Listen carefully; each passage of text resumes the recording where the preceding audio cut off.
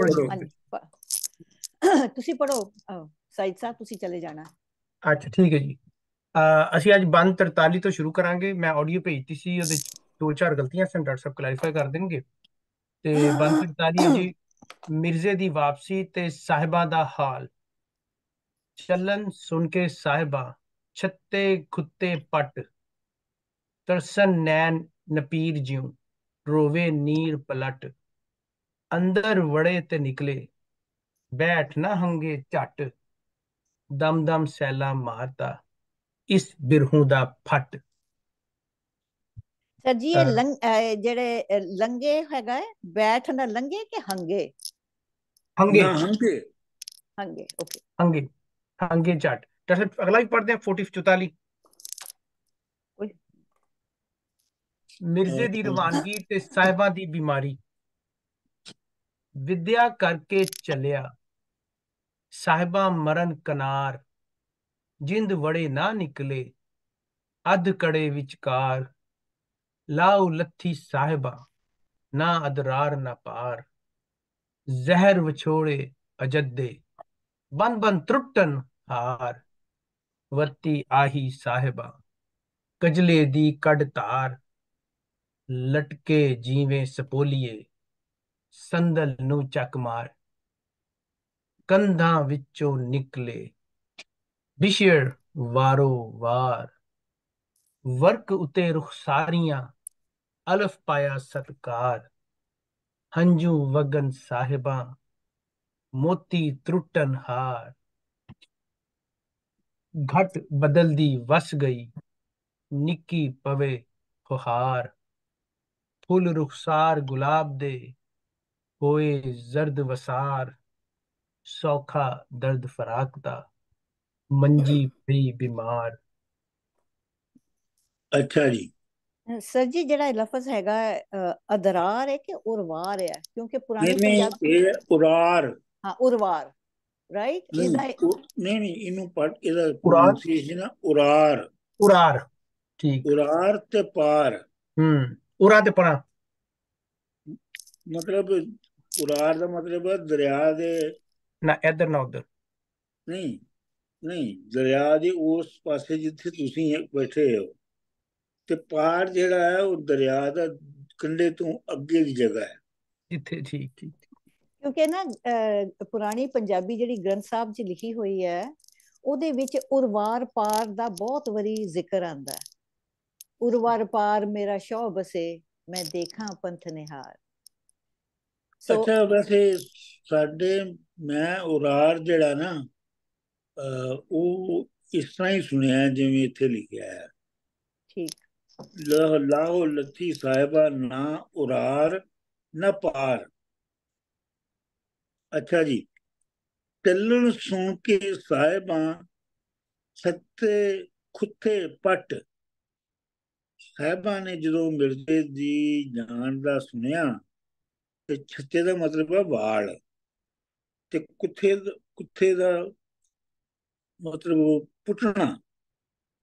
ਪੱਟ ਯਾਨੀ ਸਾਹਿਬਾਂ ਨੇ ਜਦੋਂ ਮਿਰਜ਼ੇ ਦੀ ਜਾਨ ਦਾ ਸੁਣਿਆ ਤਾਂ ਉਹਨੇ ਆਪਣੇ ਸਿਰ ਦੇ ਵਾਲ ਪੁੱਟਣੇ ਸ਼ੁਰੂ ਕਰ ਦਿਆ।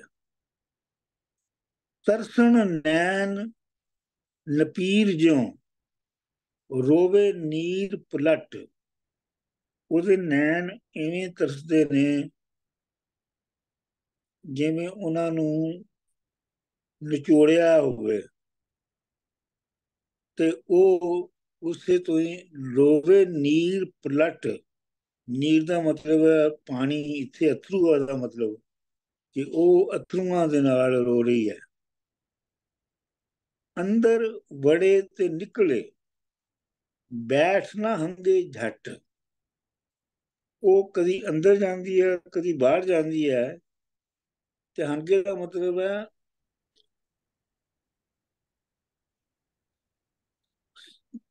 ਸਕੇ ਯਾਨੀ ਏਬਲ ਨਹੀਂ ਹੈ। ਅੰਦਰ ਵੜੇ ਤੇ ਨਿਕਲੇ ਬੈਠ ਨਾ ਹੰਗੇ ਝੱਟ ਕਿ ਉਹਦੇ ਕੋਲ ਇੱਕ ਪਲ ਬੈਠਾ ਨਹੀਂ ਜਾ ਰਿਹਾ। ਦਮ ਦਮ ਸੈਲਾਂ ਮਾਰਦਾ ਇਸ ਬਿਰਹੋਂ ਦਾ ਫੱਟ। ਇਹ ਜਿਹੜੀ ਬਿਰੋਂ ਦਾ ਮਤਲਬ ਜੁਦਾਈ ਹੈ, ਜੁਦਾਈ ਦਾ ਜਿਹੜਾ ਜ਼ਖਮ ਹੈ, ਫੱਟ ਦਾ ਮਤਲਬ ਜ਼ਖਮ ਹੈ, ਉਹ ਹਰ ਸਾਹ ਦੇ ਉੱਤੇ, ਦਮ ਦਾ ਮਤਲਬ ਹਰ ਸਾਹ ਦੇ ਉੱਤੇ ਸੈਲਾਂ ਮਾਰਦਾ, ਯਾਨੀ ਪੀੜ ਦੀ ਤਲਾਸ਼ ਨਿਕਲਦੀ ਹੈ ਉਹਦੀ। ਠੀਕ ਹੈ ਜੀ। ਜੀ ਸਰ ਜੀ, ਜਿਹੜਾ ਖੁੱਥੇ ਹੁੰਦਾ ਹੈ ਉਲਝੇ ਵੀ ਹੁੰਦਾ ਹੈ ਨਾ, ਖੁੱਥੇ ਹੋਏ ਵਾਲ, ਮਤਲਬ ਉਲਝੇ ਹੋਏ ਵਾਲ ਜਿਹੜੇ ਉਹਦੇ ਬੇਤਰਤੀਬ ਉਲਝੇ ਹੋਏ ਵਾਲ। ਨਹੀਂ, ਇੱਥੇ ਇੱਥੇ ਜਿਹੜਾ ਆਇਆ ਉਹ ਕੁੱਥੇ ਦਾ ਮਤਲਬ ਆਇਆ ਹੈ ਖੋਣਾ, ਪੁੱਟਣਾ।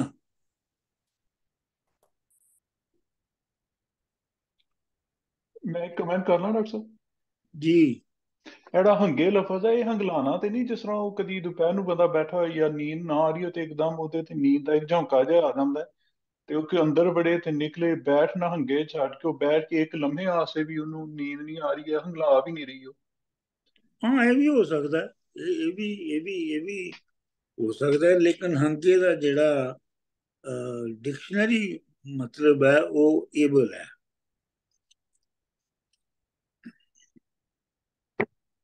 ਅੱਛਾ ਜੀ, ਅੱਗੇ ਦੂਜਾ ਬੰਦ ਆ ਗਿਆ। ਵਿਦਿਆ ਕਰਕੇ ਚੱਲਿਆ ਸਾਹਿਬਾਂ ਮਰਨ ਕਿਨਾਰ। ਵਿਦਿਆ ਦਾ ਮਤਲਬ ਜੁਦਾ ਹੋ ਕੇ, ਜਦੋਂ ਮਿਰਜ਼ਾ ਅਲਵਿਦਾ ਚੱਲਿਆ ਕਰਕੇ। ਹੈ, ਅਲਵਿਦਾ ਕਰਕੇ। ਆਹੋ, ਅਲਵਿਦਾ ਕਰਕੇ ਜਦੋਂ ਮਿਰਜ਼ਾ ਚੱਲਿਆ ਤੇ ਸਾਹਿਬਾਂ ਮਰਨ ਦੇ ਕੰਢੇ ਤੇ ਪਹੁੰਚ ਗਈ। ਜਿੰਦ ਵੜੇ ਨਾ ਨਿਕਲੇ, ਅੱਧ ਖੜੇ ਵਿਚਕਾਰ। ਉਹਦੀ ਜਾਨ ਜਿਹੜੀ ਹੈ ਉਹ ਨਾ ਨਾ ਨਿਕਲਦੀ ਹੈ ਤੇ ਨਾ ਠਹਿਰਦੀ ਹੈ, ਉਹ ਅੱਧ ਵਿਚਕਾਰ, ਯਾਨੀ ਉਹ ਬਿਲਕੁਲ ਮਿਡਲ ਦੇ ਵਿੱਚ ਰਹਿ ਰਹੀ ਹੈ। ਲਾਹੋ ਲੱਥੀ ਸਾਹਿਬਾਂ, ਲਾਹੋ ਲੱਥੀ ਦਾ ਮਤਲਬ ਹੁੰਦਾ ਹੈ ਬਿਮਾਰ ਹੋ ਜਾਣਾ। ਲਾਹੋ ਲੱਥੀ ਸਾਹਿਬਾਂ, ਨਾ ਉਰਾਰ ਨਾ ਪਾਰ। ਜਿਵੇਂ ਮੈਂ ਪਹਿਲੇ ਤੁਹਾਨੂੰ ਦੱਸਿਆ ਸੀ, ਉਰਾਰ ਦਾ ਮਤਲਬ ਹੈ ਦਰਿਆ ਦਾ ਉਹ ਕੰਢਾ ਜਿਸ ਪਾਸੇ ਤੁਸੀਂ ਹੋ, ਤੇ ਪਾਰ ਉਹ ਹੈ ਜਿਹੜਾ ਉਹ ਦਰਿਆ ਦਾ ਦੂਜਾ ਅਗਲਾ ਕੰਢਾ ਹੈ।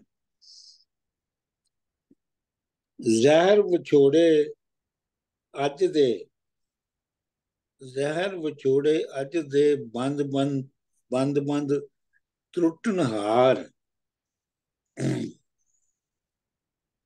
ਅੱਜ ਦੇ ਦਾ ਮਤਲਬ ਹੈ ਸੁੱਟਣਾ, ਫੈਂਕਣਾ, ਬੜੀ ਤੇਜ਼ੀ ਨਾਲ ਦੌੜਨਾ। ਜ਼ਹਿਰ ਵਿਛੋੜੇ ਅੱਜ ਦੇ ਬੰਦ ਬੰਦ ਤਰੁੱਟਣਹਾਰ, ਤੇ ਹਰ ਬੰਦ ਜਿਹੜਾ ਉਹਦੇ ਜਿਸਮ ਦਾ ਉਹ ਟੁੱਟ ਰਿਹਾ ਹੈ। ਯਾਨੀ ਕਿ ਵਿਛੋੜੇ ਦਾ ਜਿਹੜਾ ਹੈਗਾ ਹੈ ਜ਼ਹਿਰ, ਉਹ ਬਹੁਤ ਜਲਦੀ ਫੈਲ ਗਿਆ। ਹਾਂਜੀ। ਬੱਤੀ ਆਹੀ ਸਾਹਿਬਾਂ, ਕਜਲੇ ਦੀ ਕੱਢ ਧਾਰ। ਬੱਤੀ ਦਾ ਮਤਲਬ ਹੈਗਾ ਫਿਰਨਾ, ਜਾਣਾ। ਬੱਤੀ ਆਹੀ ਸਾਹਿਬਾਂ, ਕਜਲੇ ਦੀ ਕੱਢ ਧਾਰ। ਉਹ ਕਜਲੇ ਦੀ ਧਾਰ ਪਾ ਕੇ ਤੇ ਨਿਕਲੀ ਹੈ। ਲਟਕੇ ਜਿਉਂ ਸਪੋਲੀਏ, ਸੰਦਲ ਨੂੰ ਚੱਕ ਮਾਰ। ਉਹ ਜਿਹੜੀ ਉਹਦੀ ਕਜਲੇ ਦੀ ਧਾਰ ਦਾ ਉਹਨੂੰ ਉਹਦੀ ਉਹਦੀ ਜਿਹੜੀ ਉਹਦੀ ਜਿਹੜੀ ਉਹਨੂੰ ਜਿਹੜਾ ਕਹਿ ਰਿਹਾ ਉਹ ਸਪੋਲੀਏ ਜਿਸ ਤਰ੍ਹਾਂ ਕਹਿ ਰਿਹਾ ਹੈ। ਸਪੋਲੀਏ ਮਤਲਬ ਸੱਪਾਂ ਦੇ ਪੁੱਤਰ। ਜਿਵੇਂ ਸੱਪਾਂ ਦੇ ਪੁੱਤਰ ਜਿਹੜੇ ਸਪੋਲੀਏ ਨੇ, ਉਹ ਜਿਵੇਂ ਸੰਦਲ ਦੇ ਬੂਟੇ ਨੂੰ ਚੱਕ ਮਾਰ ਕੇ ਲਟਕ ਰਹੇ ਹੁੰਦੇ ਨੇ, ਇਵੇਂ ਹੀ ਸਾਹਿਬਾਂ ਦੀ ਵੀ ਜੀ ਕਜਲੇ ਦੀ ਧਾਰ ਹੈ। ਸੱਚੀ ਐ ਨਹੀਂ ਸੋਚ ਸਕਦੇ ਆਪਾਂ ਕਿ ਉਹ ਜਦ ਰੋ ਰਹੀ ਹੈ ਜਾਂ ਅਥਰੂ ਵਗ ਰਹੇ ਨੇ ਜਿੱਦਾਂ ਉਹ ਕਹਿ ਰਹੇ ਨੇ, ਤੇ ਉਹ ਜਿੱਦਾਂ ਸੱਪ ਹੁੰਦੇ ਨੇ ਏਦਾਂ ਹੁੰਦੇ ਨੇ, ਉਹਨਾਂ ਦੀ ਸ਼ਕਲ ਜਿੱਦਾਂ ਕਰਵੀ ਕਰਵੀ ਹੁੰਦੀ ਹੈ, ਕਿ ਵੀ ਓਦਾਂ ਉਹ ਵਗ ਵਗ ਕੇ ਉਹ ਜਿਹੜੀ ਕਜਲੀ ਦੀ ਸਿੱਧੀ ਧਾਰ ਸੀ ਉਹ ਓਦਾਂ ਵਗਣ ਲੱਗ ਪਈ ਹੈ ਚਿਹਰੇ ਦੇ ਉੱਤੇ। ਆਹ ਲੇਕਿਨ ਸੱਪ ਤੇ ਸਿੱਧੇ ਨਹੀਂ ਨਾ। ਨਹੀਂ ਸਿੱਧੇ ਤੇ ਨਹੀਂ ਨਾ, ਤਾਂ ਉਹੀ ਨਾ, ਸਿੱਧਾ ਤੇ ਨਹੀਂ ਹੋਣਾ ਨਾ ਉਹਨਾਂ ਨੇ, ਫਿਰ ਵਲ ਖਾਂਦੇ ਹੁੰਦੇ ਨੇ ਨਾ, ਤੇ ਇਦਾਂ ਜਿੱਦਾਂ ਵਗਦੇ ਪਏ ਨੇ ਅਥਰੂ, ਤੇ ਉਹ ਉਸ ਕਿਸਮ ਨਾਲ ਵਗ ਰਹੇ ਨੇ। ਇਹ ਮੇਰੇ ਖਿਆਲ ਥੋੜਾ ਤੁਸੀਂ ਜਿਹੜਾ ਨਾ ਦੂਰ ਦਾ ਕੱਢ ਰਹੇ ਹੋ,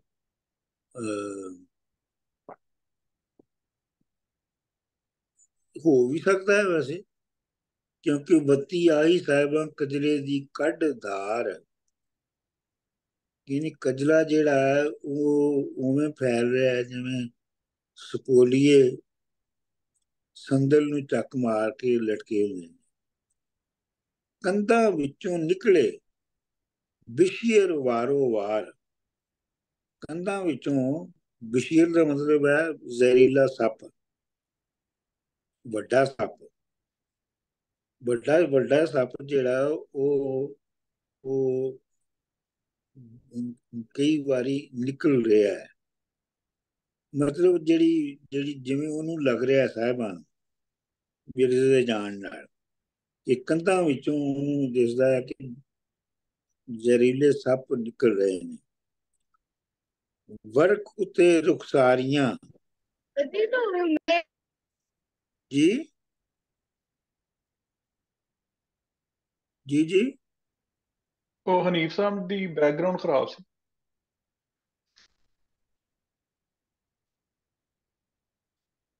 ਕੀ ਮੈਂ ਸਮਝਿਆ ਨਹੀਂ ਗੱਲ ਨੂੰ। ਹਨੀਫ ਸਾਹਿਬ ਜਿਹੜੇ ਨਾ, ਉਹਨਾਂ ਦੇ ਬੈਕਗ੍ਰਾਉਂਡ 'ਚ ਕੋਈ ਆਵਾਜ਼ ਆਈ। ਅੱਛਾ ਚਲੋ ਠੀਕ ਆ। ਕੰਧਾਂ ਵਿੱਚੋਂ ਨਿਕਲੇ ਬਿਸ਼ੀਰ ਵਾਰੋ ਵਾਰ, ਵਰਕ ਉਤੇ ਰੁਖਸਾਰੀਆਂ, ਅਲਫ ਪਾਇਆ ਸਤਕਾਰ। ਉਹਦਾ ਜਿਹੜਾ ਚਿਹਰਾ ਹੈ ਉਹ ਇਵੇਂ ਜਿਵੇਂ ਕਿਤਾਬ ਦਾ ਕੋਈ ਵਰਕਾ ਹੁੰਦਾ ਹੈ, ਤੇ ਉਹਦੇ ਵਿੱਚ ਜਿਹੜਾ ਅਲਫ ਹੈ ਉਹਨੂੰ ਇੱਜ਼ਤ ਮਿਲੀ ਹੈ। ਹੰਝੂ ਵਗਣ ਸਾਹਿਬਾਂ ਮੋਤੀ ਤਰੁੱਟਣ ਹਾਰ। ਸਾਹਿਬਾਂ ਦੇ ਜਿਹੜੇ ਨੇ ਅਥਰੂ ਨਿਕਲ ਰਹੇ ਨੇ ਜਿਵੇਂ ਮੋਤੀਆਂ ਦਾ ਹਾਰ ਟੁੱਟਦਾ ਹੈ। ਘਟ ਬਦਲਦੀ ਵਸ ਗਈ, ਨਿੱਕੀ ਪਵੇ ਫਾਰ। ਮਤਲਬ ਜਿਹੜੀ ਘਟਾ ਸੀ ਬੱਦਲ ਦੀ, ਉਹ ਤੇ ਘਟ ਬਦਲਦੀ ਵਸ ਗਈ, ਉਹ ਤੇ ਬਰਸ ਚੁੱਕੀ ਹੈ, ਉਹ ਵਗ ਗਈ ਹੈ। ਹੁਣ ਨਿੱਕੀ ਪਵੇ ਫਹਾਰ, ਤੇ ਹੁਣ ਤੇ ਨਿੱਕੀ ਕਣੀ ਦਾ ਜਿਹੜਾ ਮੀਂਹ ਹੈ ਉਹ ਪੈ ਰਿਹਾ। ਫੁੱਲ ਰੁਖਸਾਰ ਗੁਲਾਬ ਦੇ ਹੋਏ ਜ਼ਰਦ ਵਿਸਾਰ। ਹੁਣ ਜਿਹੜੇ ਉਹਦੇ ਰੁਖਸਾਰ, ਜਿਹੜੇ ਉਹਦੀ ਗੱਲਾਂ ਦਾ, ਗੁਲਾਬ ਦੇ ਫੁੱਲਾਂ ਵਗਰੀਆਂ ਜਿਹੜੀਆਂ ਉਹਦੀਆਂ ਗੱਲਾਂ ਸੀ ਉਹ ਪੀਲੀਆਂ ਪੈ ਗਈਆਂ। ਵਿਸਾਰ ਦਾ ਮਤਲਬ ਹੈ ਹਲਦੀ, ਹਲਦੀ ਵਾਂਗੂ ਪੀਲੀਆਂ ਪੈ ਗਈਆਂ। ਸੌਖਾ ਦਰਦ ਫਰਾਕ ਦਾ, ਮੰਜੀ ਪਈ ਬਿਮਾਰ। ਮੇਰਾ ਆਪਣਾ ਇਹ ਖਿਆਲ ਹੈ ਕਿ ਇਹ ਸੌਖਾ ਦਰਦ, ਔਖਾ ਹੋਣਾ ਸਰ ਜੀ, ਔਖਾ। ਔਖਾ ਜਾਂ ਸੋਕਾ, ਸੋਕਾ। ਸੌਖਾ, ਹਾਂ। ਹਾਂ, ਇਹਨਾਂ ਦੋਵਾਂ ਚ ਕੋਈ ਹੋ ਸਕਦਾ ਹੈ, ਕਿਉਂਕਿ ਸੌਖਾ ਅਗਰ ਆਸਾਨ।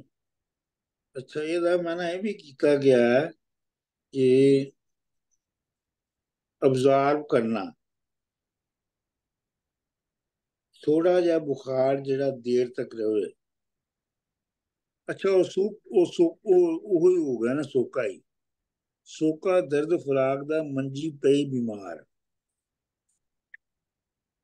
ਅੱਗੇ ਪੜੋ ਜੀ। ਸਰ ਜੀ ਅਲਫ ਕਿਉਂ ਲਿਖਿਆ ਹੈ ਇੱਥੇ? ਅਲਫ ਦਾ ਕੀ ਮਤਲਬ ਹੈ? ਕਿ ਆਬਵੀਅਸ ਲਫ਼ਜ਼ ਹੈਗਾ ਕਿ ਅਲਫ ਦਾ ਲਿਟਲ ਡੀਪਰ मीनिंग ਹੈਗਾ ਇੱਥੇ? ਅਲਫ ਇੱਕ ਤੇ ਪਹਿਲਾ ਲਫ਼ਜ਼ ਹੈ, ਚਲੋ ਉਹ ਤਾਂ ਹੋ ਗਿਆ ਅਲਫ। ਤੇ ਹਾਂ, ਦੂਜਾ ਇਹ ਹੈ ਕਿ ਜਿਹੜਾ ਰੱਬ ਅਲਫ ਯਾਦ ਆ ਵਗੈਰਾ ਗਿਆ, ਰੱਬ ਹੈ। ਯਾਦ ਆ ਗਿਆ, ਰੱਬ ਯਾਦ ਆ ਗਿਆ। ਆਹੋ, ਇਹ ਵੀ ਹੋ ਸਕਦਾ ਹੈ। ਤੇ ਅਲਫ ਦਾ ਮਤਲਬ ਜੋ ਬਹੁਤ ਖੂਬਸੂਰਤ ਲਫ਼ਜ਼ ਵੀ ਹੈ ਅਲਫ ਦਾ ਲਿਖਿਆ ਜਾਣਾ।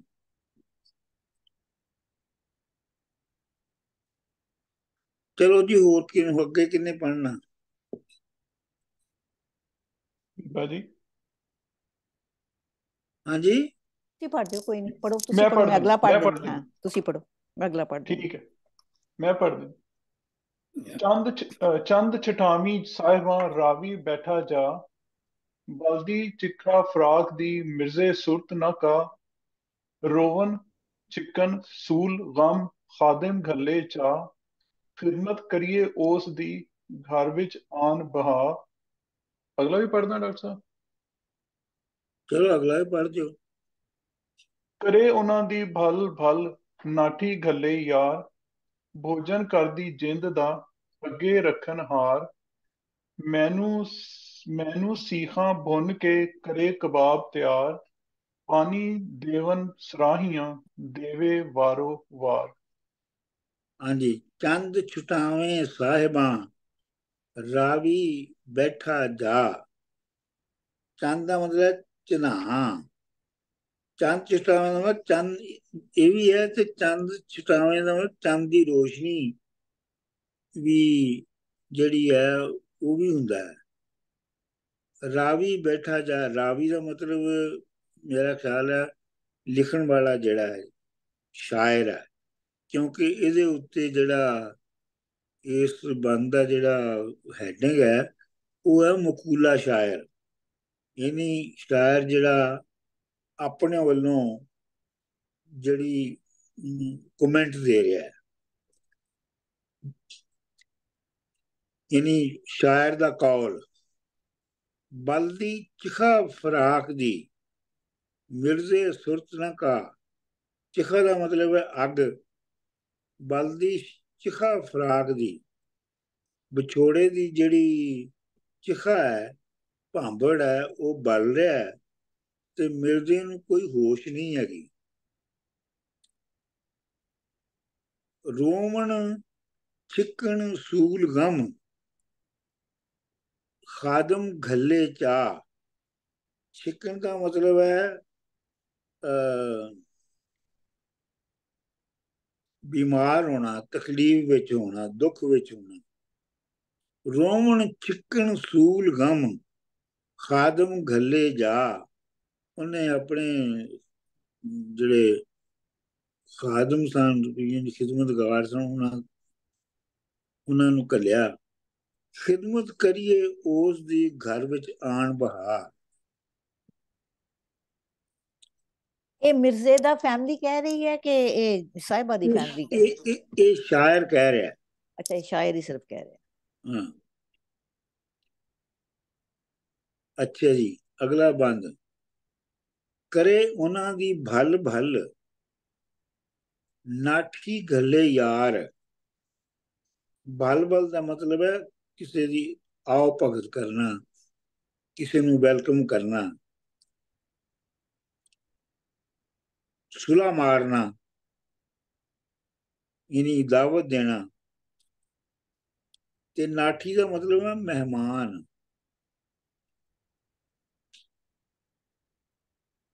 ਕਰੇ ਉਹਨਾਂ ਦੀ ਭਲ ਭਲ ਨਾਠੀ ਘੱਲੇ, ਯਾਨੀ ਜਿਹੜੇ ਯਾਰ ਨੇ, ਜਿਹੜੇ ਨਾਠੀ ਘੱਲੇ ਨੇ, ਮਹਿਮਾਨ ਜਿਹੜੇ ਘੱਲੇ ਨੇ,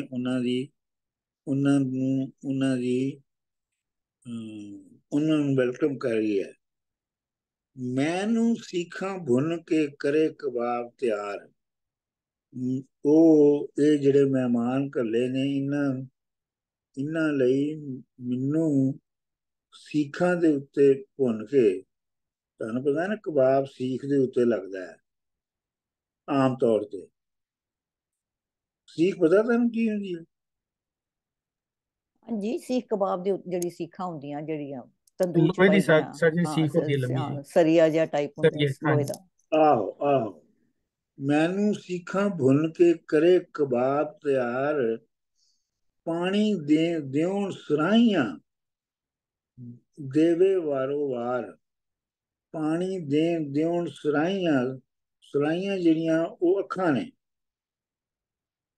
ਉਹ ਉਹਨਾਂ ਨੂੰ ਪਾਣੀ ਦੇ ਰਹੀਆਂ ਨੇ, ਉਹਨਾਂ ਨੂੰ ਅਹ,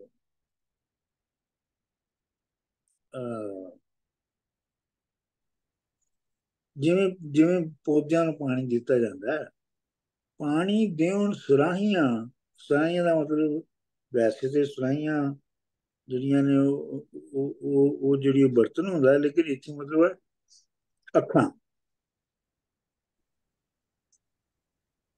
ਦੇਵੇ ਵਾਰੋ ਵਾਰ, ਸੰਧੇ ਸੰਧੇ ਲੱਗੇ ਹਾਫਜ਼ਾ। ਇਹ ਹਾਲੇ ਪੜ੍ਹਨਾ ਹੈ ਡਾਕਟਰ ਸਾਹਿਬ ਜੀ? ਅੱਛਾ ਚਲੋ ਪੜੋ, ਕਿੰਨੇ ਪੜਨਾ? ਮੈਂ ਪੜ੍ਹ ਦਿੰਦੀ ਹਾਂ ਜੀ। ਹੂੰ। ਪਰ ਇੱਕ ਬਿਫੋਰ ਦੈਟ ਸਰ ਜੀ, ਇਹਦਾ ਕੰਟੈਕਸਟ ਕੀ ਹੈ? ਇਹ ਜਿਹੜੇ ਆ ਦੋ ਨੇ, ਆ ਜਿਹੜੇ ਦੋ ਬੰਦ ਨੇ, ਇਹਨਾਂ ਦਾ ਕੀ ਕੰਟੈਕਸਟ ਹੈ? ਇਹ ਜਿਹੜੇ ਕਹਿ ਰਹੇ ਨੇ ਬੁਲਾ ਕੇ ਉਹਨਾਂ ਦੀ ਖਿਦਮਤ ਕਰੋ, ਉਹ ਇਹ ਕਹਿ ਰਹੇ ਨੇ ਕਿ ਜਿਹੜੇ ਤੁਸੀਂ ਲੋਕਾਂ ਨੂੰ ਬੁਲਾਇਆ ਉਹ, ਇਹ ਮੈਨੂੰ ਇਹਨਾਂ ਦਾ ਕੰਟੈਕਸਟ ਨਹੀਂ ਸਮਝ ਆ ਰਿਹਾ। ਕੰਟੈਕਸਟ ਇਹ ਹੈ ਕਿ ਜੇ ਯਾਰ ਦੇ ਕੱਲੇ ਹੋਏ ਮਹਿਮਾਨ ਵੀ ਆ ਜਾਣ ਤੇ ਉਹਨਾਂ ਲਈ ਮੈਂ ਆਪਣੇ ਆਪ ਨੂੰ ਸੀਖਾਂ ਨੇ ਭੁੰਨ ਕੇ, ਤੇ ਇੱਥੋਂ ਉਹ ਤੇ ਸਮਝ ਆ ਗਈ, ਪਰ ਇਹ ਕੌਣ ਕਿਹਦੇ ਲਈ ਕਹਿ ਰਿਹਾ ਇੱਥੇ ਇਸ ਸਟੋਰੀ ਦੇ ਵਿੱਚ ਕਿ ਇਹ ਕਿਹਦੇ ਬਾਰੇ ਗੱਲ ਹੋ ਰਹੀ? ਇਹ ਦੇਖੋ, ਇਹ ਮਕੂਲਾ ਸ਼ਾਇਰੀ ਚੱਲ ਰਿਹਾ ਹੈ। ਅੱਛਾ ਅੱਛਾ, ਠੀਕ ਹੈ। ਸੋ ਉਹ ਆਪਣਾ ਹੀ ਪੁਆਇੰਟ ਆਫ View ਦੇ ਰਿਹਾ। नरेशन हो रही है ना, ਨਹੀਂ नरेशन हो ਨਰੇਸ਼ਨ, रही है। ਨਹੀਂ ਨਰੇਸ਼ਨ ਤੇ ਠੀਕ ਹੈ। ਮਾਈ ਪੁਆਇੰਟ ਇਜ਼ ਕਿ ਵੀ ਨਹੀਂ ਇਹ ਹੁਣ ਕਿਹੜੇ ਤੁਸੀਂ ਪੁਆਇੰਟ ਨੂੰ, ਹਾਂਜੀ ਅਗਲਾ ਜਿਹੜਾ ਨਾ ਉਹ ਚ ਉਹਦੇ ਚ ਸਾਫ਼ ਹੋਏਗਾ, ਉਹ, ਉਹਦੇ ਤੇ ਹਾਂ ਸਾਫ਼ ਹੋਏਗਾ। ਅੱਛਾ ਹਾਂਜੀ। ਜੀ, ਅੱਛਾ ਪੜੋ, ਕਿੰਨੇ ਪੜਨਾ? ਮੈਂ ਪੜ੍ਹ ਦਿੰਦੀ ਹਾਂ ਜੀ। ਹਾਂਜੀ। ਸੰਦੇ ਲੱਗੇ ਹਾਫਜ਼ਾ, ਇਸ ਵਿਛੋੜੇ ਫਲ, ਮੋਇਆਂ ਪਿਟਣਾ ਇੱਕ ਵਾਰ, ਉਸਦਾ ਹਰ ਦਮ ਸਲ। ਤਾਨਾ ਹੱਦ ਫਰਾਕ ਥੀ, ਅੱਗ ਲਗੇ ਜਿਉਂ ਚੱਲ, ਨੀਂਦਰ ਭੁੱਖ ਨਾ ਅਸ਼ਕਾਂ, ਇਸ਼ਕ ਬੈਠਾ ਖਟਮਲ। वाह। ਅੱਗੇ ਇੱਕ ਹੋਰ ਪੜ੍ਹ ਦਿਆਂ ਜੀ, ਅਗਲਾ ਅਗਲਾ ਹੀ ਪੜ ਦਿਓ। ਰੱਤਾ ਰੁਨੀ ਸਾਹਿਬਾਂ, ਲਾਲਾਂ ਟੁੱਟਾ ਹਾਰ, ਗੋਦ ਭਰੇ ਸੇ ਰੋਂਦਿਆਂ, ਤਰੁੱਟਣ ਫਲ ਅਨਾਰ। ਹੰਝੂ ਵਗਣ ਸਾਹਿਬਾ, ਤਿਲ ਫੁੱਲ ਚੜੇ ਅੰਬਾਰ, ਵਾਇਦਾ ਨਾ ਹੀ ਮਾਪਿਆਂ, ਖਬਰ ਨਾ ਮਿਰਜ਼ੇ ਯਾਰ। ਅੱਛਾ। ਸੰਦੇ ਲੱਗੇ ਹਾਫਜ਼ਾ, ਇਸ ਵਿਛੋੜੇ ਫਲ। ਸੰਦੇ ਦਾ ਮਤਲਬ ਹੈ ਬੇਸ਼ੁਮਾਰ, ਬਹੁਤ ਜ਼ਿਆਦਾ। ਸੰਦੇ ਲੱਗੇ ਹਾਫਜ਼ਾ, ਇਸ ਵਿਛੋੜੇ ਫਲ। ਇਸ ਵਿਛੋੜੇ ਦੇ ਨਾਲ ਜਿਹੜੇ ਜਿਹੜੇ ਫਲ ਲੱਗੇ ਨੇ ਉਹ ਬੇਸ਼ੁਮਾਰ ਨੇ। ਮੋਇਆ ਪਿਛਣਾ ਇੱਕ ਵਾਰ, ਉਸਦਾ ਹਰਦਮ ਸਲ। ਜੇ ਕੋਈ ਮਰ ਜਾਵੇ ਤੇ ਉਹਨੂੰ ਇੱਕ ਹੀ ਵਾਰ ਲੋਕੀ ਉਹਦਾ ਸਿਆਪਾ ਕਰ ਲੈਂਦੇ ਨੇ ਜਾਂ ਪਿੱਟ ਲੈਂਦੇ ਨੇ। ਲੇਕਿਨ ਇੱਥੇ ਤੇ ਇਹ ਹੈ ਕਿ ਜਿਹੜੀ ਸਾਹਿਬ ਹੈ ਉਹਨੂੰ ਤੇ ਹਰਦਮ ਸਲ ਹੈ। ਸਲ ਦਾ ਮਤਲਬ ਜ਼ਖਮ ਹੈ। ਇਹ ਬਹੁਤ ਵਧੀਆ ਲਾਈਨ ਹੈ ਸਰ ਜੀ। ਹਾਂਜੀ, ਇਹ ਬਹੁਤ ਵਧੀਆ ਲਾਈਨ ਹੈ। ਹਾਂਜੀ। ਮੋਇਆ ਪਿਟਣਾ ਇੱਕ ਵਾਰ, ਉਸਦਾ ਹਰਦਮ ਸਲ, ਤਾ ਨਾ ਹੱਦ ਫਰਾਕ ਥੀ, ਅੱਗ ਲੱਗੇ ਜਿਉਂ ਝਲ। ਯਾਨੀ ਜਿਹੜੀ ਫਰਾਕ ਦੇ ਨਾਲ, ਜਿਹੜੀ ਤਾ ਦਾ ਮਤਲਬ ਹੈ ਗਰਮੀ, ਜਿਹੜੀ ਅੱਗ ਨਾਲ ਪੈਦਾ ਹੁੰਦੀ ਹੈ। ਤਾ ਨਾ ਹੱਦ ਫਰਾਕ ਥੀ, ਫਰਾਕ ਦੀ ਜਿਹੜੀ ਹੈ, ਜਿਹੜਾ ਤਾ ਹੈ ਉਹਦੀ ਕੋਈ ਹੱਦ ਨਹੀਂ ਹੈਗੀ। ਅੱਗ ਲੱਗੇ ਜਿਉਂ ਝਲ, ਉਹ ਇੰਝ ਹੀ ਹੈ ਕਿ ਜਿਵੇਂ ਜੰਗਲ ਦੇ ਵਿੱਚ ਜਾਂ ਝਾੜੀਆਂ ਵਿੱਚ ਅੱਗ ਲੱਗ ਜਾਵੇ। ਮਤਲਬ ਫਿਰ ਉਹ ਬੁਝਦੀ ਨਹੀਂ, ਉਹ ਬਲਦੀ ਜਾਂਦੀ ਹੈ। ਨੀਂਦਰ ਭੁੱਖ ਨਾ ਆਸ਼ਕਾਂ, ਇਸ਼ਕ ਬੈਠਾ ਖਟ ਮਲ। ਆਸ਼ਕਾਂ ਨੂੰ ਨਾ ਨੀਂਦਰ ਆਉਂਦੀ ਹੈ ਤੇ ਨਾ ਭੁੱਖ ਲੱਗਦੀ ਹੈ। ਉਹਨਾਂ ਲਈ ਤੇ ਬਸ ਜਿਹੜਾ ਇਸ਼ਕ ਹੈ ਉਹ ਮੰਜੀ, ਉਹਨਾਂ ਨੂੰ ਮੰਜੀ ਤੇ ਪਾਈ ਰੱਖਦਾ ਹੈ। ਇਸ਼ਕ ਬੈਠਾ ਖੱਟ ਦਾ ਮਤਲਬ ਹੈ ਮੰਜੀ।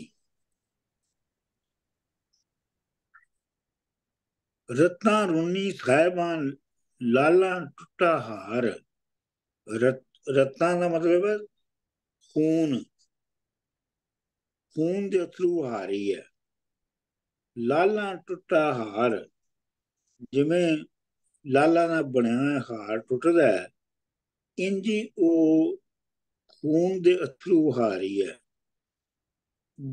ਗੋਦ ਭਰੇ ਸਹਿ ਰੋਂਦਿਆਂ, ਟੁੱਟਣ ਫੁੱਲ ਅਨਾਰ।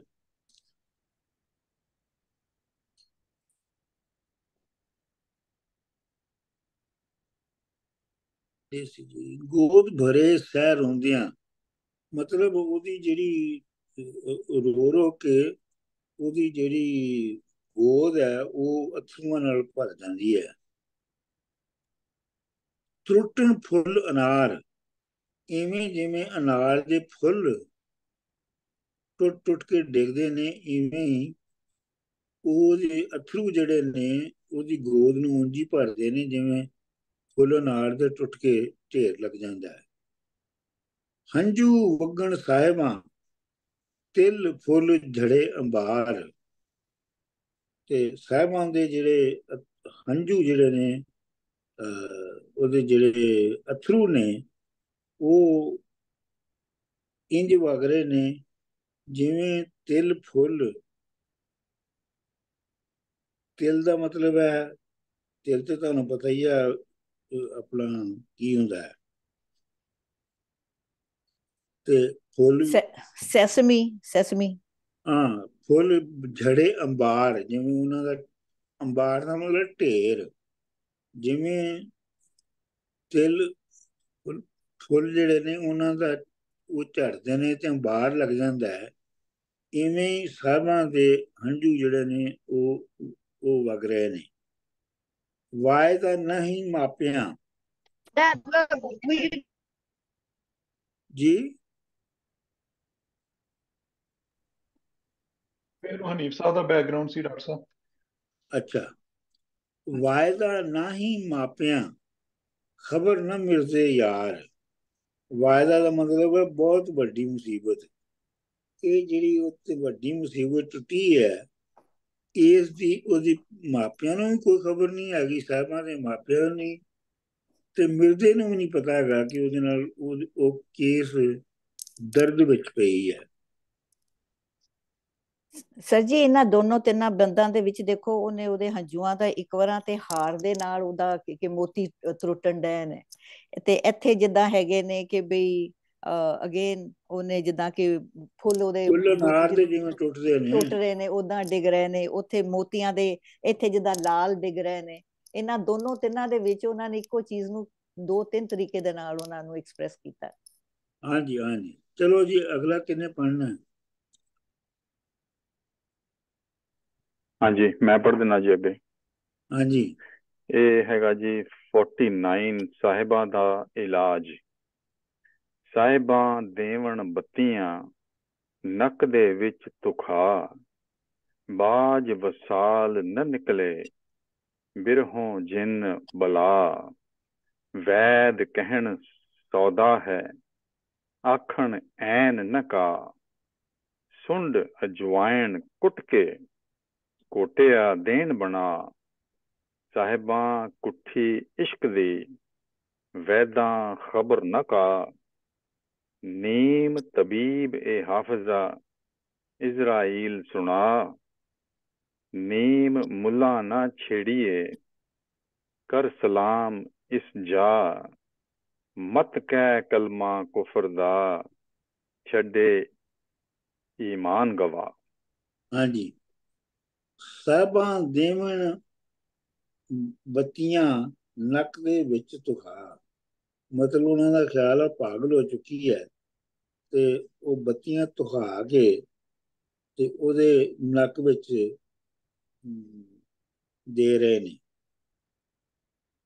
ਬਾਜ ਵਿਸਾਲ, ਕਿਉਂਕਿ ਮਤਲਬ ਇਹ ਹੈ ਕਿ ਉਹਨੂੰ ਕੋਈ ਕਿਸੇ ਜਿਨ ਪਰੀ ਨੇ ਉਹਨੂੰ ਆ ਫੜਿਆ ਤੇ ਉਹਨੂੰ ਕੱਢਣ ਲਈ ਉਹ ਇਹ ਕਰ ਰਹੇ ਨੇ। ਕਿਉਂਕਿ ਅਗਲਾ ਮਿਸਰਾ ਇਹਦੀ ਜਿਹੜੀ ਹੈ ਉਹ ਸਬੂਤ ਦਿੰਦਾ ਹੈ। ਬਾਜ ਵਿਸਾਲ ਨਾ ਨਿਕਲੇ, ਬਿਰਹੋਂ ਜਿਨ ਬੁਲਾ, ਕਿਉਂਕਿ ਜਿੰਨਾ ਚਿਰ ਤੱਕ ਵਿਸਾਲ ਨਾ ਹੋਵੇ, ਮਿਲਾਪ ਨਾ ਹੋਵੇ, ਉਹਨਾਂ ਚਿਰ ਤੱਕ ਬਿਰਹੋਂ ਦਾ ਜਿਹੜਾ ਜਿਨ ਬੁਲਾਵਾਂ ਜਿਹੜੀਆਂ ਨੇ ਉਹ ਨਹੀਂ ਨਿਕਲਦੀਆਂ ਜਿਸਮ। ਵੈਦ ਕਹਿਣ ਸੋਦਾ ਹੈ, ਆਖਣ ਐਨ ਨਕਾ। ਜਿਹੜੇ ਵੈਦ ਨੇ, ਜਿਹੜੇ ਹਕੀਮ ਨੇ, ਉਹ ਕਹਿੰਦੇ ਨੇ ਇਹ ਪਾਗਲਪਨ ਹੈ ਤੇ ਇਸ ਦਾ ਕੋਈ ਕਾਨੂੰਨ ਨਹੀਂ ਹੈਗਾ, ਇਸ ਦੀ ਕੋਈ ਲੌਜੀਕਲ ਰੀਜ਼ਨ ਨਹੀਂ ਹੈਗੀ। ਸੁੱਡ ਅਜਵਾਇਣ ਕੁੱਟ ਕੇ, ਸੁੱਡ ਤੇ ਤੁਹਾਨੂੰ ਪਤਾ ਹੀ ਹੈ ਨਾ, ਸੁੱਕਾ ਅਦਰਕ ਨੂੰ ਸੁੱਡ ਕਹਿੰਦੇ ਨੇ, ਜਿੰਜਰ ਪਾਊਡਰ। ਹਾਂਜੀ, ਸੁੱਡ ਅਜਵਾਇਣ, ਤੇ ਅਜਵਾਇਣ ਵੀ ਤੁਹਾਨੂੰ ਪਤਾ ਹੈ, ਕੁੱਟ ਕੇ ਘੋਟਿਆ ਦੇਣ ਬਣਾ। ਉਹਨਾਂ ਦੋਵਾਂ ਨੂੰ ਕੁੱਟ ਕੇ ਤੇ ਉਹਨੂੰ ਖਵਾ ਰਹੇ ਨੇ। ਜਾਂ ਸਾਹਿਬਾਂ ਕੁੱਠੀ ਇਸ਼ਕ ਦੀ, ਵੈਦਾਂ ਖਬਰ ਨਕਾ। ਸਾਹਿਬਾਂ ਜਿਹੜੀ ਹੈ ਉਹ ਤੇ ਇਸ਼ਕ ਨੇ ਉਹਨੂੰ ਕੁੱਠਿਆ ਹੋਇਆ। ਕੁੱਠਿਆ ਦਾ ਮਤਲਬ ਹੈ ਉਹਨੂੰ ਕਤਲ ਕੀਤਾ ਹੋਇਆ ਹੈ। ਸਾਹਿਬਾਂ ਕੁੱਠੀ ਇਸ਼ਕ ਦੀ, ਵੈਦਾਂ ਖਬਰ ਨਕਾ। ਤੇ ਇਹ ਜਿਹੜੇ ਵੈਦ ਨੇ, ਜਿਹੜੇ ਇਲਾਜ ਕਰਦੇ ਨੇ, ਉਹਨਾਂ ਨੂੰ ਇਹਦੀ ਕੋਈ ਖਬਰ ਨਹੀਂ ਹੈਗੀ ਕਿ ਇਹਨੂੰ ਅਸਲ 'ਚ ਬਿਮਾਰੀ ਕੀ ਹੈ, ਕਿਉਂਕਿ ਉਹ ਤੇ ਕੁੱਠੀ ਹੋਈ ਹੈ ਇਸ਼ਕ ਦੇ ਨਾਲ। ਇਸ ਗੱਲ ਦਾ ਵੈਦਾਂ ਨੂੰ ਤੇ ਕੋਈ ਨਹੀਂ ਪਤਾ। ਨੀਮ ਤਬੀਬ ਹਾਫਜ਼ਾ ਇਜ਼ਰਾਈਲ ਸਨਾ। ਇਹ ਜਿਹੜੇ ਵੈਦ ਵਗੈਰਾ ਹੁੰਦੇ ਨੇ, ਇਹ ਨੀਮ ਤਬੀਬ ਹੁੰਦੇ ਨੇ। ਮਤਲਬ ਅੱਧੇ ਅਨਪੜ੍ਹ ਤੇ ਅੱਧੇ ਥੋੜਾ ਜਿਹਾ ਜਾਣਦੇ ਨੇ, ਉਹਨੂੰ ਨੀਮ ਤਬੀਬ ਕਹਿੰਦੇ ਨੇ। ਇਹ ਹਾਫਜ਼ਾ ਇਜ਼ਰਾਈਲ ਸਨਾ, ਯਾਨੀ ਇਜ਼ਰਾइल ਸਮੇਤ ਇਹ ਸਭ ਨੀਮ ਤਬੀਬ ਨੇ।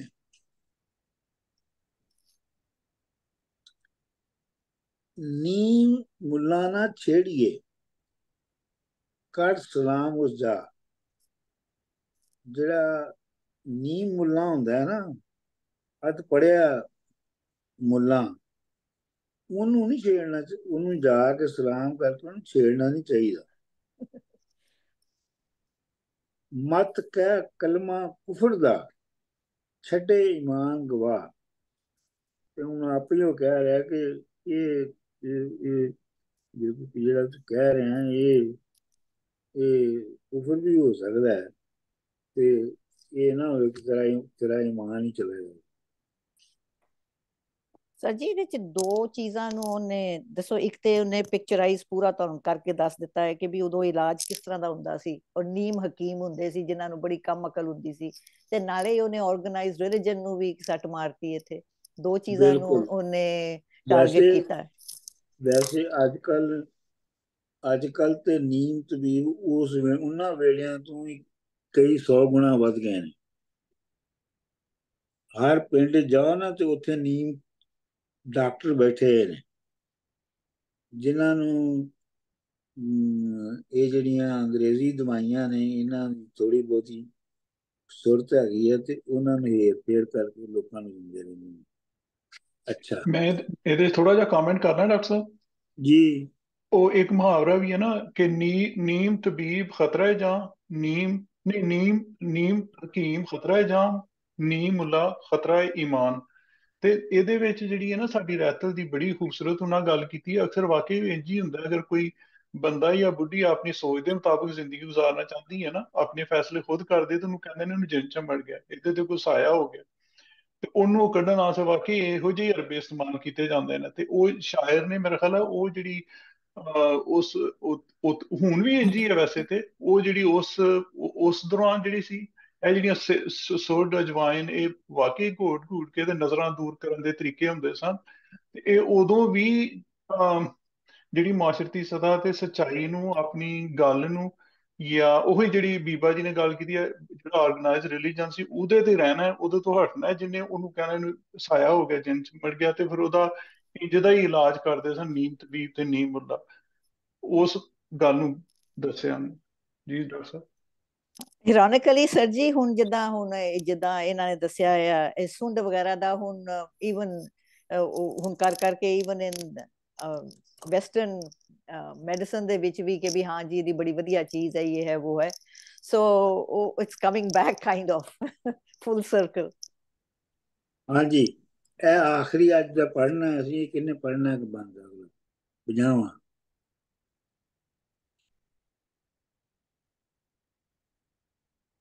ਇਹ ਚਲੋ ਅੱਗੇ ਕਿਸੇ ਨੇ ਨਹੀਂ ਪੜ੍ਹਨਾ ਤੇ ਮੈਂ ਪੜ੍ਹ ਦਿੰਦਾ ਜੀ। ਚਲੋ ਤੁਸੀਂ ਪੜ੍ਹ ਦਿਓ। ਅੱਛਾ, ਸਾਹਿਬਾਂ ਦਾ ਫਾਲ ਕਢਾਣਾ। ਅੱਛਾ।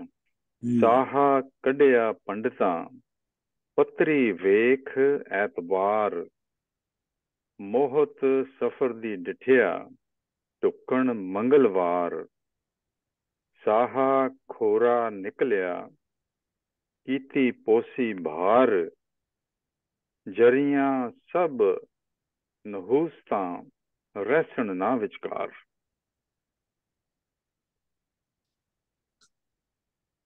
ਬਸ ਇੰਨਾ ਹੀ ਹੈ ਜੀ। ਹਾਂਜੀ, ਇੰਨਾ ਹੀ ਹੈ, ਇੱਥੇ ਮੁੱਕ ਜਾਂਦਾ ਹੈ। ਸਾਹਾ ਕਢਾਇਆ ਪੰਡਤਾਂ, ਪੱਤਰੀ ਵੇਖ ਇਤਬਾਰ। ਸਾਹਿਬਾਂ ਨੇ ਜਿਹੜਾ ਉਹ ਸਾਹ ਕਢਾਇਆ ਹੈ, ਮਤਲਬ ਵਿਆਹ ਦੀ ਤਾਰੀਖ, ਸਾਹਾ ਕਢਾਉਣਾ ਹੁੰਦਾ, ਵਿਆਹ ਦੀ ਤਾਰੀਖ ਕਢਵਾਉਣਾ। ਪੱਤਰੀ ਵੇਖ ਇਤਬਾਰ, ਉਸ ਦਿਨ ਦੀ ਪੱਤਰੀ ਦੇ ਉੱਤੋਂ ਜਿਹੜੀ ਹੈ ਉਹ ਉਹਨੇ ਕਢਵਾਇਆ। ਮੋਹਤ ਸਫਰ ਦੀ ਡਿੱਠਿਆਂ, ਤੇ ਮੋਹਤ ਦਾ ਮਤਲਬ ਹੁੰਦਾ ਵਕਤ ਦਾ ਇੱਕ ਹਿੱਸਾ। ਤੇ ਹਿੰਦੀ ਚ ਕਹਿੰਦੇ ਨੇ ਮਹੂਰਤ ਆਈ ਥਿੰਕ ਉਹੀ ਹੈ, ਮਹੂਰਤ ਕੱਢਣਾ। ਇੱਕ ਮੈਥ ਵਿੱਚ 48 ਮਿੰਟ ਹੁੰਦੇ ਨੇ। ਮੋਹਤ ਸਫਰ ਦੀ ਡਿੱਠਿਆਂ, ਢੁੱਕਣ ਮੰਗਲਵਾਰ, ਮਤਲਬ ਮੰਗਲ ਵਾਲੇ ਦਿਨ ਉਹਨਾਂ ਨੂੰ ਢੁਕਾ ਕਰਨਾ ਚਾਹੀਦਾ ਹੈ, ਜੰਝ ਨੂੰ ਆਉਣਾ ਚਾਹੀਦਾ। ਸਾਹਾ ਖੋਰਾ ਨਿਕਲਿਆ, ਸਾਹਾ ਖੋਰਾ ਨਿਕਲਿਆ, ਕੀਤੀ ਪੌਸੀ ਭਾਰ, ਕੇਤੀ ਪੌਸੀ ਭਾਰ। ਜਿਹੜਾ ਸਾਹ ਸੀ, ਜਿਹੜਾ ਉਹਨੇ ਸ਼ਾਦੀ ਦਾ ਕਢਵਾਇਆ ਸੀ, ਉਹ ਖੋਰਾ ਨਿਕਲਿਆ, ਮਤਲਬ ਉਹ ਝੂਠਾ ਨਿਕਲਿਆ। ਕੇਤੀ ਪੌਸੀ ਭਾਰ, ਪੌਸੀ ਮੈਂ ਪੋਥੀ ਕਿਤਾਬ, ਤੇ ਉਹਦੀ ਉਹ ਕਿਤਾਬ ਦੇ ਹਿਸਾਬ ਨਾਲ ਤੇ ਜੋ ਉਹਨੇ ਕਿਹਾ ਸੀ ਉਹ ਖੋਟਾ ਨਿਕਲਿਆ। ਜਰੀਆਂ ਸਭ ਨਹੂਸਤਾਂ, ਸਭ ਨਹੂਸਤਾਂ ਜਿਹੜੀਆਂ ਸੀ ਉਹ ਸਹਿ ਲਈਆਂ। ਨਹੂਸਤ ਜਿਹੜੀ ਹੈ ਉਹ ਬੁਰਾ ਵਕਤ ਕਹਿੰਦੇ ਨੇ। ਨਹਿਸ ਜਿਹਨੂੰ ਕਹਿੰਦੇ ਨੇ ਨਾ ਪੰਜਾਬੀ ਚ, ਅੰਗਰੇਜ਼ੀ ਚ ਕੀ ਕਹਾਂਗੇ ਉਹਨੂੰ? ਕਰਜ਼।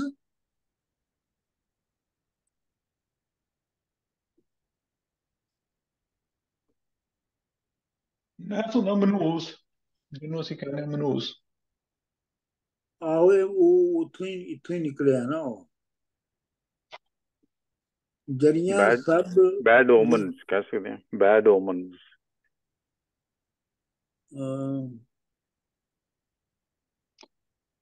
ਵੈਸੇ ਇਹ ਮਨਹੂਸ ਤੇ ਨੈਸ਼ ਸਾਰਿਆਂ ਨੂੰ ਹੀ ਪਤਾ ਹੁੰਦਾ, ਨੈਸ਼ ਕਹਿਣਾ, ਮਨਹੂਸ ਹੋਣਾ ਬੜਾ ਟਿਪੀਕਲ ਵਰਡ ਆ ਪੰਜਾਬ ਦਾ। ਆਹੋ, ਉਹ ਮਨਹੂਸ ਹੋਣਾ ਦਾ ਮਤਲਬ ਜਿਹਦੇ ਹੋਣ ਨਾਲ ਕੰਮ ਖਰਾਬ ਹੋ ਜਾਏ। ਜਿਹੜੀਆਂ ਸਭ ਨਹੂਸਤਾਂ ਰਹਿਸਨ ਨਾ ਵਿਚਕਾਰ, ਸਾਰੀਆਂ ਜਿਹੜੀਆਂ ਨਹੂਸਤਾਂ ਜਿਹੜੀਆਂ ਨੇ ਉਹ ਗਿਣੀਆਂ ਗਈਆਂ ਨੇ, ਉਹ ਸਹਿ ਲਈਆਂ ਗਈਆਂ ਨੇ, ਤੇ ਹੁਣ ਉਹਦੇ ਵਿਚਕਾਰ, ਉਹਨਾਂ ਦੇ ਵਿਚਕਾਰ ਹੁਣ ਕੁਛ ਰਹਿ ਨਹੀਂ ਗਿਆ। ਬਸ ਅੱਜ ਇੱਥੋਂ ਤੱਕ ਹੀ ਪੜ੍ਹਨਾ ਹੈ। ਡਾਕਟਰ ਸਾਹਿਬ ਦੇਖੋ, ਇਸ ਜ਼ਮਾਨੇ ਦੇ ਵਿੱਚ ਵੀ ਔਰ ਸ਼ੁਰੂ ਤੋਂ ਵੀ ਜਿਹੜੀਆਂ ਇਹ ਹੈਗੀਆਂ ਪੱਤਰੀਆਂ ਤੇ ਸਾਹੇ ਕੱਢਣੇ ਤੇ ਇਹਦੇ ਲਈ ਕਿੰਨਾ ਇਨਗ੍ਰੇਨ ਸੀ ਸੁਸਾਇਟੀ ਦੇ ਵਿੱਚ। ਚੰਗੇ ਮਾੜੇ ਵਕਤ ਨੂੰ ਦੇਖ ਕੇ ਅੱਜ ਕੱਲ੍ਹ ਵੀ ਸਾਡੇ ਤਾਂ ਖੈਰ ਇੰਡੀਆ ਦੇ ਵਿੱਚ ਵੀ ਕੱਢਦੇ ਨੇ, ਮਨਹੂਸ ਜਾਂ ਮਹੂਰਤ ਕੱਢਦੇ ਨੇ ਹਰ ਚੀਜ਼ ਦਾ। ਕਦੋਂ ਤੋਂ ਇਹ ਚੀਜ਼ਾਂ ਸੁਸਾਇਟੀ 'ਚ ਇਨਗ੍ਰੇਨਡ ਨੇ? ਆਹੋ, ਇਹ ਜਿਹੜੀ ਹੈ ਇਹ ਐਂਟੀਕੁਇਟੀਜ਼ ਨੇ ਨਾ, ਜਦੋਂ ਇਨਸਾਨ ਨੂੰ ਕਾਜ਼ ਔਰ ਇਫੈਕਟ ਦਾ ਅਜੇ ਇਲਮ ਨਹੀਂ ਸੀ ਹੋਇਆ, ਤੇ ਉਦੋਂ ਹਰ ਚੀਜ਼ ਦੀ ਕੋਈ ਸੁਪਰ ਨੈਚੁਰਲ ਇੰਟਰਪ੍ਰੀਟੇਸ਼ਨ ਕੀਤੀ ਜਾਂਦੀ ਸੀ। ਤੇ ਇਹ ਜਿਹੜਾ ਕਿ ਜੀ ਇਹ ਜਿਹੜੀ ਹੈ ਬੰਦਾ ਮਨਹੂਸ ਹੈ, ਇਹ ਵੀ ਤੇ ਇੱਕ ਆਪਣਾ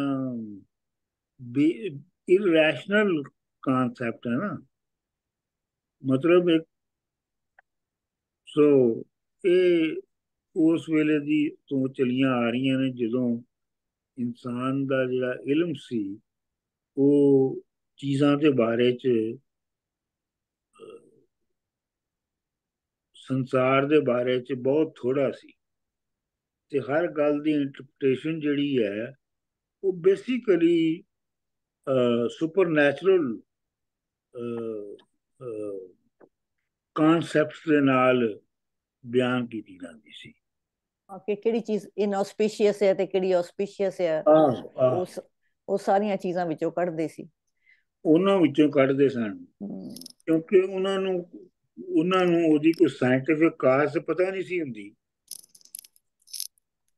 ਠੀਕ ਹੈ ਸਰ ਜੀ। ਦੇਖੋ ਨਾ, ਹੁਣ ਮੋਸਟਲੀ ਜਿਹੜੀਆਂ ਕੁੜੀਆਂ ਨੂੰ ਸੁਦਾ ਪੈਂਦਾ ਹੈ, ਉਹਦੀ ਵਜ੍ਹਾ ਤੇ ਐਕਚੁਅਲੀ ਸੈਕਸੁਅਲ ਰਿਪਰੈਸ਼ਨ ਹੁੰਦੀ ਹੈ। ਹਿਸਟੀਰੀਆ ਜਿਹਨੂੰ ਕਹਿੰਦੇ, ਹਿਸਟੀਰੀਆ ਹੁੰਦਾ ਹੈ, ਜਾਂ ਹਿਸਟੀਰੀਆ ਦੀ ਕੋਈ ਫਾਰਮ ਹੁੰਦੀ ਹੈ, ਤੇ ਉਹ ਉਦੋਂ ਤੇ ਇਹ ਮੰਨਣ ਨੂੰ ਤਿਆਰ ਨਹੀਂ ਸਨ, ਤੇ ਨਾ ਇਹ ਸਮਝਣ ਦੀ ਤਾਕਤ ਸੀ ਅਜੇ। ਇਸ ਲਈ ਉਹ ਕਹਿੰਦੇ ਸੀ ਇੰਨੀ ਜਿੰਨ ਜੇ ਪਰੀ ਚੰਬੜ ਗਈ। ਇਹ ਤਾਂ ਰੀਜ਼ਨ ਹੈ ਨਾ, ਉਸ ਟਾਈਮ ਤੇ ਲੈਕ ਆਫ ਨੌਲੇਜ ਜਾਂ ਪਤਾ ਨਹੀਂ ਸੀ, ਪਰ ਜਿਹੜਾ ਇਹ ਕੰਟੀਨਿਊ ਹੋਈ ਚਲਾ ਜਾ ਰਿਹਾ, ਉਹਦੇ ਵਿੱਚ ਟ੍ਰੈਡੀਸ਼ਨ ਵਰਸਸ ਰੈਸ਼ਨਲ ਥਿੰਕਿੰਗ ਦੀ ਮਿਰੇਕਲ ਪ੍ਰੋਸੈਸ ਹਾਲੇ ਵੀ ਚਲਾ ਜਾ ਰਿਹਾ। ਬਿਲਕੁਲ ਬਿਲਕੁਲ ਬਿਲਕੁਲ ਬਿਲਕੁਲ। ਇੱਥੇ ਵੀ ਤੇ ਜਿਹੜੇ ਨੇ ਅਮਰੀਕਾ ਦੇ ਵਿੱਚ ਵੀ ਤੇ ਸਾਈਕਿਕ ਬੈਠੇ ਨੇ ਨਾ, ਹੱਟੀਆਂ ਲਾ ਕੇ। ਅਮਰੀਕਾ ਐਡਵਾਂਸਡ ਇੰਡਸਟਰੀਅਲ ਸੁਸਾਇਟੀ ਹੈ, ਤੇ ਤੁਸੀਂ ਉਹਦੇ ਵਿੱਚ ਵੀ ਦੇਖੋ ਲੋਕੀ ਜਿਹੜੇ ਨੇ ਸਾਈਕਿਕ ਜਿਹੜੇ ਨੇ ਹੱਟੀਆਂ ਤੇ ਆਪਣਾ ਦੁਕਾਨਾਂ ਲਾ ਕੇ ਬੈਠੇ ਨੇ, ਉਹਨਾਂ ਦਾ ਕੰਮ ਚੱਲ ਰਿਹਾ। ਨਹੀਂ ਸਰ ਜੀ, ਜਿਹੜੇ ਇਵੈਂਜੈਲਿਕਲ ਨੇ ਵਗੈਰਾ, ਇੱਥੇ ਵੀ ਇਹ ਵੀ ਤੇ ਚੱਲਦਾ ਹੈ ਨਾ, ਜਿੱਦਾਂ ਉੱਥੇ ਲਾਉਂਦੇ ਨੇ, they also have the same kind of concept. Churches ਵਗੈਰਾ ਦੇ ਵਿੱਚ ਹਰ ਜਗ੍ਹਾ ਹੀ ਹੈ, ਹਰ ਜਗ੍ਹਾ ਹੀ ਹੈ। ਆਹੋ, ਮਤਲਬ ਇਹ ਹੈ ਕਿ ਇੱਕ ਬਹੁਤ ਛੋਟੀ ਮਿਨੋਰਿਟੀ ਸਾਇੰਟਿਸਟਾਂ ਦੀ ਛੱਡ ਕੇ, ਯਾਨੀ ਉਹਦੇ 'ਚ ਕਈ ਤਰ੍ਹਾਂ ਦੇ ਸਾਇੰਟਿਸਟ ਹੋ ਸਕਦੇ ਨੇ, ਬਾਕੀ ਤੇ ਉਂਝ ਹੀ ਸੋਚਦੇ ਨੇ ਅਜੇ ਵੀ। ਸਰ ਜੀ, ਇਹਦੇ 'ਚ ਇਕਨੋਮਿਕਸ ਦਾ ਕੀ ਅਸਰ ਹੈ? ਮੈਨੂੰ ਇਹ ਲੱਗਦਾ ਹੈ ਕਿ ਵੀ ਸਿੰਸ ਆਪਾਂ ਵੀ ਆਰ ਸਟਿਲ ਰਿਕਾਰਡਿੰਗ, ਕਿ ਬੰਦ ਕਰ ਰਹੇ ਹਾਂ? ਆਪਾਂ ਰਿਕਾਰਡਿੰਗ ਬੰਦ ਕਰ ਦਈਏ? ਰਿਕਾਰਡਿੰਗ ਕਰ ਰਹੇ ਹਾਂ, ਬੰਦ ਕਰ ਦਿਆਂ।